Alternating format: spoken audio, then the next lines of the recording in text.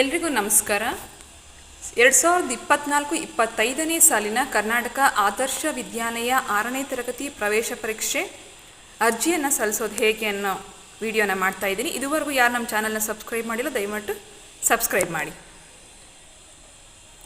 ಅರ್ಜಿ ಸಲ್ಲಿಸಲು ಬೇಕಾಗ್ತಕ್ಕಂಥ ದಾಖಲೆಗಳು: ಮಗುವಿನ ಸ್ಯಾಟ್ಸ್ ID ನಿಮ್ಮ ಹತ್ರ ಇರಬೇಕು, ನಿಮ್ಮ ಪೋಷಕರ ಮೊಬೈಲ್ ನಂಬರ್ ಇರಬೇಕು, ಜಾತಿ ಮತ್ತು ಆದಾಯ ಪ್ರಮಾಣ ಪತ್ರ, ಮಗುವಿನ ಆಧಾರ್ ಕಾರ್ಡ್ ಹಾಗೂ ಮಗುವಿನ ಭಾವಚಿತ್ರ. ಇಷ್ಟು ಡಾಕ್ಯುಮೆಂಟ್ನ ನಾವಲ್ಲಿ ಅಪ್ಲೋಡ್ ಮಾಡಬೇಕಾಗತ್ತೆ.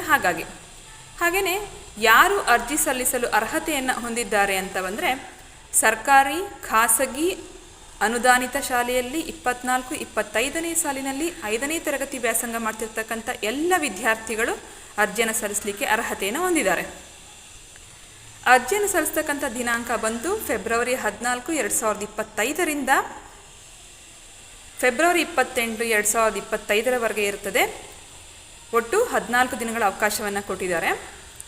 ಪ್ರವೇಶ ಪರೀಕ್ಷೆ ದಿನಾಂಕ ಬಂದು ಮಾರ್ಚ್ 23, 2025ಕ್ಕೆ ಇರುತ್ತೆ.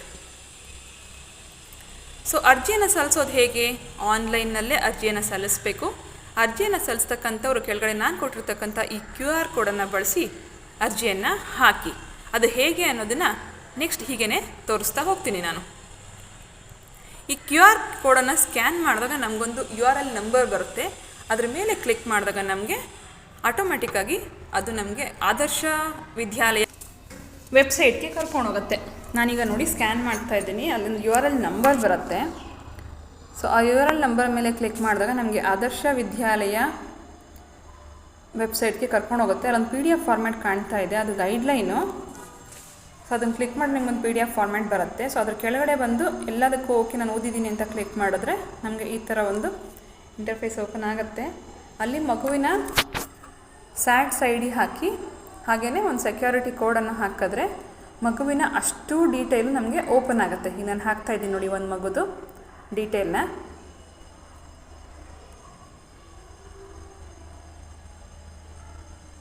ಹಾಗೆ ಒಂದು ಸೆಕ್ಯೂರಿಟಿ ಕೋಡನ್ನು ಹಾಕಿಬಿಟ್ಟು ಸಬ್ಮಿಟ್ ಕೊಡ್ತಾ ಇದ್ದೀನಿ.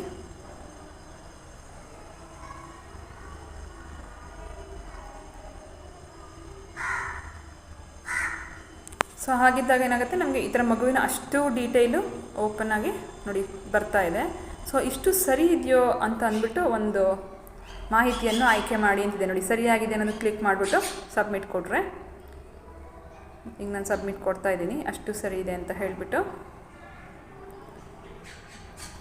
ನೋಡಿ ಸಬ್ಮಿಟ್ ಕೊಟ್ಟೆ. ಗ್ರೀನ್ ಬಟನ್ ಮೇಲೆ ಕ್ಲಿಕ್ ಮಾಡಿದ್ರೆ ನೋಡಿ ಮಗುದು ಇನ್ನೊಂದಷ್ಟು ಇನ್ಫಾರ್ಮೇಷನ್ಸು ಓಪನ್ ಆಗ್ತಾ ಹೋಗುತ್ತೆ. ಇಲ್ಲಿ ನಾವು ಗಮನಿಸಬೇಕು, 18 ಕ್ವೆಶನ್ಸ್ ಇದೆ. ಆ 18 ಕ್ವೆಶನ್ಗೂ ಕರೆಕ್ಟ್ ಆನ್ಸರನ್ನು ಮಾಡ್ತಾ ಹೋಗಬೇಕಾಗತ್ತೆ. ಸೊ 18 ಕ್ವೆಶನಲ್ಲಿ ಕೆಲವೊಂದು ಫೋಟೋ ಅಪ್ಲೋಡ್ ಮಾಡಲಿಕ್ಕಿದೆ, ಮತ್ತು ಮಗುದು ಸ್ಟಡಿ ಸರ್ಟಿಫಿಕೇಟ್ ಅಪ್ಲೋಡ್ ಮಾಡೋಕ್ಕಿದೆ, ಕ್ಯಾಸ್ಟ್ ಸರ್ಟಿಫಿಕೇಟ್ ಅಪ್ಲೋಡ್ ಮಾಡೋಕ್ಕಿದೆ, ಆ್ಯಂಡ್ ಸ್ಪೆಷಲ್ ಚೈಲ್ಡ್ ಆಗಿದ್ದರೆ ಅದರದ್ದು UDID ಸರ್ಟಿಫಿಕೇಟ್ನ ಅಪ್ಲೋಡ್ ಮಾಡೋಕ್ಕಿದೆ. ಆ್ಯಂಡ್ ಫೋಟೋ ಅಪ್ಲೋಡ್ ಮಾಡುವಾಗ ನಮಗೆ ಅದು 300 KB ಒಳಗಡೆ ಇರಬೇಕು. ನೀವು ಅದನ್ನು ಕನ್ವರ್ಟರಲ್ಲಿ ಹೋಗಿ ಚೇಂಜ್ ಮಾಡಿಕೊಂಡು ಫೋಟೋನ 300 KB ಒಳಗಡೆ ಕನ್ವರ್ಟ್ ಮಾಡಿಕೊಂಡು ನಂತರ ಅಪ್ಲೋಡ್ ಮಾಡಬೇಕಾಗತ್ತೆ. ನಮ್ಗೆ ಅದಕ್ಕಿಂತ ಜಾಸ್ತಿ ಇದ್ದರೆ ಫೋಟೋ ಅಪ್ಲೋಡ್ ಆಗಲ್ಲ, ಪುನಃ ಮತ್ತೆ ಅದು ಬ್ಯಾಕ್ ಬರ್ತಾನೆ ಇರುತ್ತೆ. ಹಾಗಾಗಿ ಫೋಟೋ ಅಪ್ಲೋಡ್ ಮಾಡಬೇಕಾದ್ರೆ ನೆನಪಲ್ಲಿ ನಿಮಗೆ 300 KB ಒಳಗಡೆ ಕನ್ವರ್ಟ್ ಮಾಡಿಕೊಂಡು ನಂತರ ಅಪ್ಲೋಡ್ ಮಾಡೋಕ್ಕೆ ಸ್ಟಾರ್ಟ್ ಮಾಡಿ. ನೋಡಿ ಆ ಥರ ಕ್ವೆಶನ್ಸ್ ಇದೆ. ಸೊ ಅದಕ್ಕೆ ಒಂದಷ್ಟು ಅಲ್ಲೇ ಆಟೋ ಫೆಚ್ ಆಗಿದೆ, ಅಷ್ಟು ಇನ್ಫಾರ್ಮೇಷನ್ ಬಂದಿರುತ್ತೆ. ಕೆಲವು ಮಾತ್ರ ನಾವು ಫಿಲ್ ಮಾಡಬೇಕಾಗಿ ಬರುತ್ತೆ. ನೋಡಿ ಇಷ್ಟು ಇನ್ಫಾರ್ಮೇಷನ್. ಕ್ಯಾಸ್ಟ್ ಒಂದು ನಾವು ಫಿಲ್ ಮಾಡೋಕ್ಕೆ ಕೊಟ್ಟಿದ್ದಾರೆ. ಸೊ ಕ್ಯಾಸ್ಟು, ಸ್ಟಡಿ ಸರ್ಟಿಫಿಕೇಟು ಮತ್ತು ಸ್ಪೆಷಲ್ ಚೈಲ್ಡ್ ಆಗಿದ್ದರೆ ಅದ್ರ ಸರ್ಟಿಫಿಕೇಟು, UDID ಸರ್ಟಿಫಿಕೇಟ್ ಒಂದು, ಮತ್ತು ಫೋಟೋ, ಇಷ್ಟನ್ನು ಅಪ್ಲೋಡ್ ಮಾಡಿದ್ರೆ ನಮ್ಮ ಕೆಲಸ ಮುಗೀತು. ಅಪ್ಲೋಡ್ ಆದ ನಂತರ ಸಬ್ಮಿಟ್ ಕೊಟ್ಟರೆ ನಮಗೆ ಅದರದ್ದು ಅಕ್ನಾಲೇಜ್ಮೆಂಟು ಜನ್ರೇಟ್ ಆಗುತ್ತೆ. ಸೊ ಇಷ್ಟು ಪ್ರಕ್ರಿಯೆಯನ್ನು ಮಾಡಿದ ನಂತರ ನಮ್ಮದು ಆದರ್ಶ ವಿದ್ಯಾಲಯದ ಅಪ್ಲಿಕೇಶನನ್ನು ಹಾಕಿ ಕಂಪ್ಲೀಟ್ ಆಯಿತು ಅಂತ ಅರ್ಥ.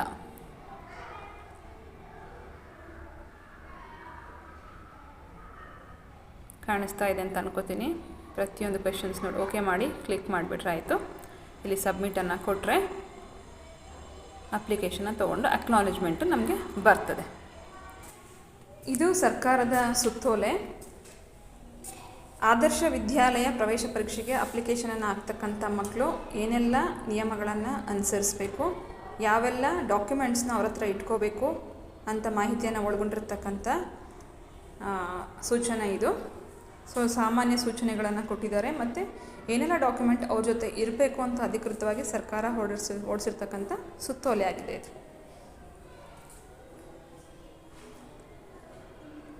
ಹಾಗೆಯೇ ಪಠ್ಯಕ್ರಮಕ್ಕೆ ಬಂದರೆ ಏನೆಲ್ಲ ಪಠ್ಯಕ್ರಮ ನಿಮಗೆ ಇರುತ್ತೆ ಎಕ್ಸಾಮಲ್ಲಿ ಅಂತ. ಸೊ ಇದು 100 ಅಂಕದ ಬಹು ಆಯ್ಕೆ ಕ್ರಮದಲ್ಲಿ ಇರ್ತಕ್ಕಂಥ ಪರೀಕ್ಷೆ ಆಗಿರುತ್ತೆ. ಕನ್ನಡ ವಿಷಯದಲ್ಲಿ 20 ಪ್ರಶ್ನೆ 20 ಅಂಕ, ಇಂಗ್ಲೀಷ್ನಲ್ಲಿ 20 ಪ್ರಶ್ನೆ 20 ಅಂಕ, ಗಣಿತಕ್ಕೂ ಹಾಗೆಯೇ 20 ಸಮಾಜ ವಿಜ್ಞಾನ 20 ಸಾಮಾನ್ಯ ವಿಜ್ಞಾನ 20 ಒಟ್ಟು 100 ಪ್ರಶ್ನೆ 100 ಅಂಕದ ಪ್ರಶ್ನೆಯಾಗಿರುತ್ತೆ. ಪರೀಕ್ಷೆಯನ್ನು ಬರೆಯುವ ಎಲ್ಲ ಮಕ್ಕಳಿಗೆ ಆಲ್ ದಿ ಬೆಸ್ಟ್.